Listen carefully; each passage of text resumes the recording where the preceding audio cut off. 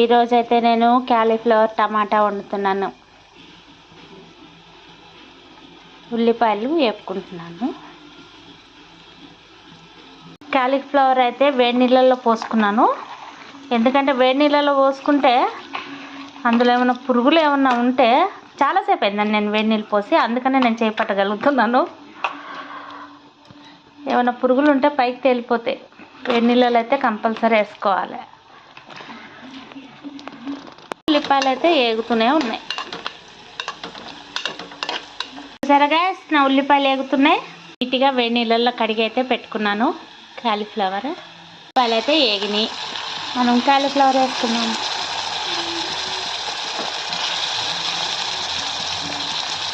Cauliflower వేసుకున్నాను. పసుపు, salt ఇవైతే వేసుకున్నాక జర మగ్గనిద్దాం. మగ్గిన తర్వాత నూనెలో బాగా మగ్గిన తర్వాత టమాటాలు వేసుకుందాం. కారం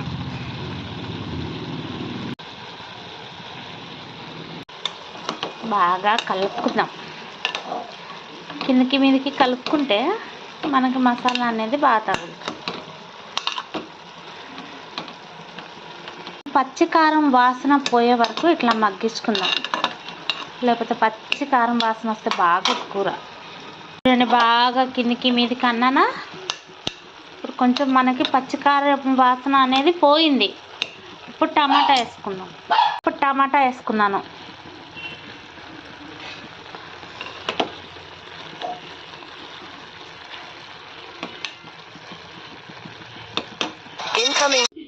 చూసారా అండి, నా కర్రీ అయితే దగ్గరగా అస్సలు వాటర్ అనేది లేకుండా దగ్గరగా మంచిగా అయ్యిందండి.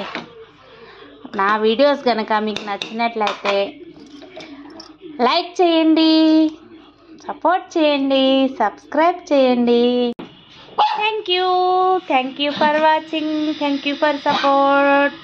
Thank you guys, bye.